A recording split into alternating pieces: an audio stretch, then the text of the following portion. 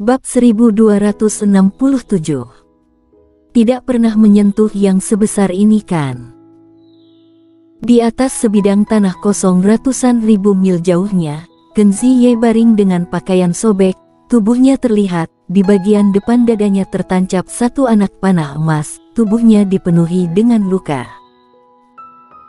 Warrior yang melepas topengnya, berlutut di depan Qin Ziyi, lalu melambaikan tangan dan berkata dengan tersenyum, "Sudah bilang tidak ingin bertemu lagi tetapi bertemu lagi, apakah kamu terkejut? Bahagia, bersemangat, penuh gairah." Sebenarnya, sebelum menyelamatkan Qin Ziyi, warrior yang sempat ragu, karena dalam situasi seperti itu jika tidak hati-hati, maka bukan saja tidak bisa menyelamatkannya, bahkan dirinya sendiri juga akan ikut masuk ke dalam. 6 master pendekar ketiadaan, salah satu di dalamnya masih ada monster tua. Dengan orang-orang seperti itu, kekuatan yang dimilikinya sekarang tidak akan mungkin bisa bersaing. Namun pada akhirnya dia tetap memilih untuk menyelamatkannya. Dia memilih mengambil resiko ini dan menyelamatkan Qin Ziyi karena dua faktor. Pertama, musuh punya musuh adalah teman. Orang-orang di wilayah rahasia itu tidak akan melepaskan Qin Ziyi dan menjadikan Qin Ziyi sebagai musuhnya. Berpikir dari sudut pandang yang berbeda, berarti dirinya dan Qin Ziyi memiliki musuh yang sama, maka dengan alami mereka akan memiliki kesempatan untuk bekerja sama. Faktor kedua, dia harus lepas dari fokus orang-orang wilayah rahasia. Jika orang-orang tersebut terus mengejarnya dan tidak mau melepaskannya, walaupun pihak lawan tidak berhasil mengejarnya, namun dia juga tidak memiliki waktu untuk melakukan hal lainnya. Saat ini dia harus memiliki waktu untuk beristirahat. Maka dari itu dia harus membuat fokus orang-orang wilayah rahasia itu pindah kemana? Tentu saja berpindah ke paviliun ribuan pembunuh. Orang-orang wilayah rahasia tidak mengetahui bahwa ketua paviliun ribuan pembunuh telah tiada. Oleh karena itu paviliun ribuan pembunuh adalah ancaman yang lebih besar bagi mereka yang berada di wilayah rahasia daripada dirinya. Dan dia berhasil melakukannya. Qin Ziyi menatap warrior yang tanpa berkedip dan tanpa berbicara. Dia secara alami tidak berbicara karena tidak ada yang bisa dibicarakannya. Memohon kepada warrior yang untuk menyelamatkannya. Dia tidak bisa melakukannya. Sebelumnya, ketika dirinya berpisah dengan warrior yang, dia mengatakan tidak akan bertemu lagi. Tetapi sekarang mereka bertemu lagi, dan dengan cara bertemu yang seperti ini. Singkatnya, saat ini pikiran Qin Ziyi sedang sangat kacau. Warrior yang dalam sekejap mengukur Qin Ziyi, tidak bisa dipungkiri, tubuh Qin Ziyi sangat molek, ditambah dengan bagian dalam tubuhnya yang terlihat sangat jelas, terutama sepasang payudara yang menjulang di depan dada, memberikan dampak visual yang sangat luar biasa. Tidak pernah melihat wanita ia. Melihat warrior yang sedang menilai diri sendiri, Qin Ziyi dengan ekspresi dingin mengatakan ini. Warrior yang melihat Qin Ziyi, sambil tersenyum dan berkata, "Nona Qin Ziyi, apakah kamu keberatan jika aku melepas bajumu?" Mendengar ini, mata Qin Ziyi menyipit, niat membunuh melintas di matanya, tangannya sedikit bergerak, sebuah belati muncul di tangannya. Pada saat itu juga tangan warrior yang sudah mencengkram tangannya, tersenyum berkata, "Nona Qin Ziyi, sekarang lukamu sangat parah, sebaiknya jangan menggunakan energi hitam dan kekuatan dulu, jika tidak kamu bisa mati, apalagi tubuhmu tidak sekuat aku." Tangan ditahan oleh warrior yang, Qin Ziyi tiba-tiba tidak bisa bergerak, dia menatap warrior yang, dia tahu bahwa sekarang dia tidak memiliki kekuatan untuk melawan. Saat itu juga mulutnya mulai mencibir, "Jika aku keberatan bagaimana? Sekarang, jangankan melepas bajuku, bahkan jika kamu memperkosaku di sini, aku juga tidak punya pilihan bukan?" Warrior yang menatap Ken Ziye dengan tersenyum dan berkata, "Kalau begitu aku akan melepaskan bajumu, ini atas persetujuanmu sendiri ya." Ken Ziye menatapi warrior yang tanpa berkedip dan bicara. Warrior yang tidak mempedulikan Ken Ziye, pandangannya jatuh ke dada Ken Ziye. Tidak dipungkiri, luka Ken Ziye masih termasuk parah, terutama panah di depan dadanya, yang pada saat ini masih memancarkan energi lemah untuk menghancurkan tubuh Ken Ziye. Selain dadanya, ada beberapa lubang darah seukuran ibu jari di perut dan pinggangnya. Lubang darah ini sudah membalut seluruh tubuhnya. Singkatnya, saat ini seluruh tubuh Ken Ziye juga sudah terluka. Tentu saja, jika dibandingkan dengan luka sebelumnya ini jauh lebih parah. Meskipun Master Pendekar Ketiadaan juga bisa menyembuhkan lukanya sendiri, akan tetapi, harus lihat lagi luka apa. Jika terluka oleh orang-orang setara Master Pendekar Ketiadaan, maka itu bukan luka yang biasa bisa disembuhkan sendiri. Tatapan warrior yang jatuh pada panah panjang yang menancap di depan dada Ken Ziye. Posisi panah tepat berada tepat di tengah-tengah sepasang payudara Ken Ziye. Karena payudara Ken Ziye terlalu besar, membuat panah panjang itu terlihat seperti terjepit. Tangan warrior yang telah menggenggam panah panjang tersebut, dan berkata, "Benda ini sangat mengganggu, aku harus mencabutnya, kamu tidak apa-apa kan?"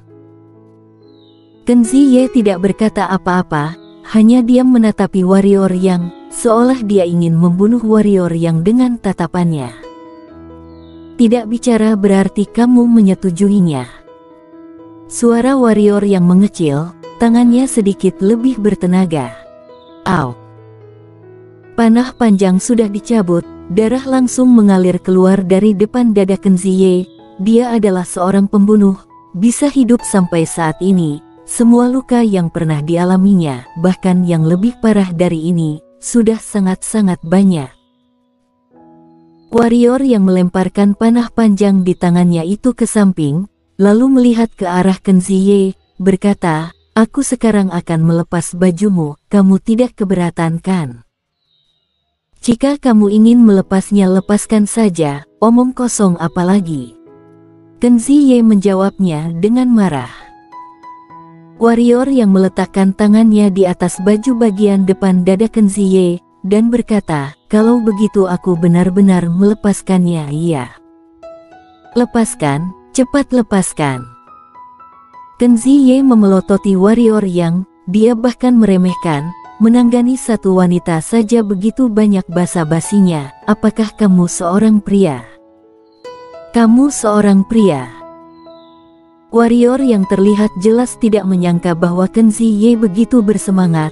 Dia sedikit terkejut, setelah membalikkan tubuhnya dia langsung mengatakan, "Tentu saja aku pria." "Pria?" Mulut Ken Ziye penuh dengan sarkasme. "Kalau pria, basa-basi apalagi? Kamu pria." "Au!" Pada saat ini, warrior yang tiba-tiba meregangkan jarinya dan mengelus dada Ken Ziye. Baju bagian dada Ken Ziye langsung dirobek. Begitu dirobek, sepasang payudara langsung muncul keluar, bahkan masih beriak, cukup spektakuler. Warrior yang menatapi Ken Ziye, mengangkat bahu dan berkata, "Apakah kamu percaya padaku sekarang?" Ken Ziye hanya diam menatapi warrior yang, tatapannya terlihat tenang, namun dengan cepat, sepasang matanya perlahan menutup, terlihat penuh belas kasihan.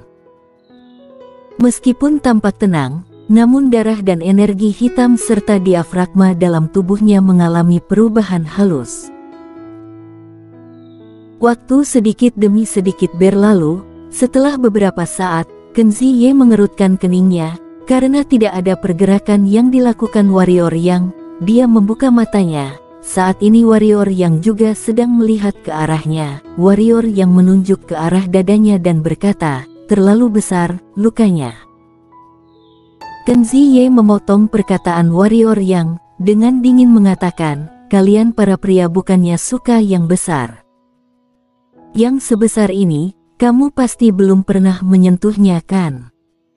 Khusus hari ini kamu boleh menyentuhnya sampai puas. Warrior yang melirik Kenzie sejenak, tersenyum dan berkata, kamu sangat baik, kalau begitu, aku tidak sungkan lagi. Sambil berbicara, dia meletakkan tangan kirinya ke atas dada bagian kiri Kenzie. Lembut, lunak, besar. Inilah yang dirasakan warrior yang saat ini, dia menahan pikirannya, dan dengan sedikit kekuatan di tangan kirinya, warrior yang menggerakkan telapak tangannya yang besar ke kiri, dan kemudian tangan kanannya membungkuk di atas telapak tangan Kenzie. Lubang panah di tengah dada, dan kemudian energi ungu menembus dari jari-jari, dan akhirnya masuk ke tubuh Kenzie. Kenzie mengepalkan tangannya erat-erat dan menutup matanya, menunggu saat tertentu untuk datang. Di dalam tubuhnya, darah, satu-satunya energi hitam yang tersisa dan diafragmanya saat ini bergerak. Selama warrior yang memasuki tubuhnya, dia 100% yakin untuk membawa warrior yang ke roh binasa bersama-sama. Namun, momen yang dia bayangkan tidak datang. Sebaliknya, energi lembut tiba-tiba muncul di dadanya. Ketika energi ini muncul di tubuhnya, dia terkejut menemukan bahwa organ dalam, meridian, dan tulang di tubuhnya yang asli pulih dengan kecepatan yang sangat cepat. Apa yang telah terjadi? Kenzie mengerutkan kening, dan dia membuka matanya.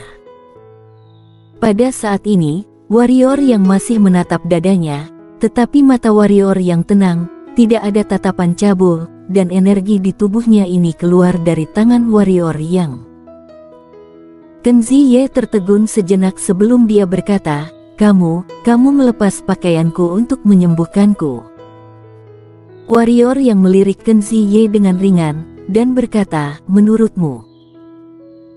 Berbicara tentang ini, mata warrior yang tiba-tiba melebar, kamu, ya Tuhan, jangan bilang kamu pikir aku kan melakukan sesuatu padamu. Pikiranmu sungguh tidak polos, bahkan memiliki pikiran kotor seperti ini, aku salah menilaimu. Warrior yang, aku akan membunuhmu. Raungan seperti binatang buas yang marah bergema di lapangan, dengan sedikit rasa malu dan kemarahan dalam suaranya. Setelah waktu yang lama, suasana kembali tenang. Dengan pemulihan energi ungu, kulit Kenzie yang semula pucat mulai berubah menjadi kemerahan, dan organ dalam serta tulang yang rusak parah juga pulih dengan cepat. Energi hitam macam apa yang kamu miliki ini? Tanya Kenzie, tidak merasa malu atau tidak nyaman karena dia telanjang saat ini. Sebenarnya, nasi juga sudah menjadi bubur, dia bahkan telah menyentuhnya, jadi apakah masih takut untuk memperlihatkannya? Rahasia, kata warrior yang. Kenzie melirik warrior yang dan terdiam lama, lalu berkata, mengapa menyelamatkanku? Warrior yang menggerakkan tangan kanannya ke lubang darah di perut Kenzie, dan kemudian energi ungu mengalir ke lubang darah itu, tetapi tangan kirinya tidak diangkat. Kembali, sepertinya dia lupa. Warrior yang berkata, Nona Kenzie, musuh dari musuh adalah teman. Sekarang, kita memiliki musuh yang sama, jadi aku pikir kita harus bekerja sama, bagaimana menurutmu? Bagaimana jika aku bilang tidak? Kenzie menatap ke arah warrior yang. Warrior yang berkata, tidak ya tidak, aku tidak mungkin membunuhmu, kan? Benarkah? Tanya Kenzie. Warrior yang mengangguk. Ya sudah, aku tidak akan bekerja sama denganmu. Kenzie berkata, selama aku bersembunyi, mereka tidak dapat menemukanku. Warrior yang melirik Kenzie, terdiam lama, lalu mengangguk, dan berkata, terserah kamu saja. Kemudian dia memindahkan tangannya ke lubang darah yang ada di pinggang Kenzie. Kenzie melirik warrior yang dan tidak berbicara. Setelah sekitar 1/4 jam, Warrior yang menarik tangan kanannya, seolah memikirkan sesuatu. Dia juga menarik tangan kirinya, lalu mengeluarkan jubah panjang dan menutupi Kenzie, dan berkata, "Nona Kenzie, luka dalam dan luarmu pada dasarnya sudah baik-baik saja. Aku masih banyak hal yang harus ditangani. Selamat tinggal." "Apakah kamu sengaja melakukan ini?" tanya Kenzie sambil menatap Warrior yang memandang Kenzie dan berkata, "Nona Kenzie, aku sangat menginginkan bantuan kamu, tapi tanpamu aku juga bisa tetap hidup. Apakah kamu mengerti?" Setelah itu, Warrior yang berbalik dan menghilang ke langit. Setelah menghitung napasnya, Warrior yang tiba-tiba berhenti. Dia berbalik untuk melihat, dan Kenzie tiba-tiba muncul di depannya. "Aku ada pertanyaan," kata Kenzie. "Apa?" kata Warrior yang. "Sebenarnya, penyembuhan tidak perlu melepas pakaian, kan?" Kenzie menatap lurus ke arah Warrior yang bersambung.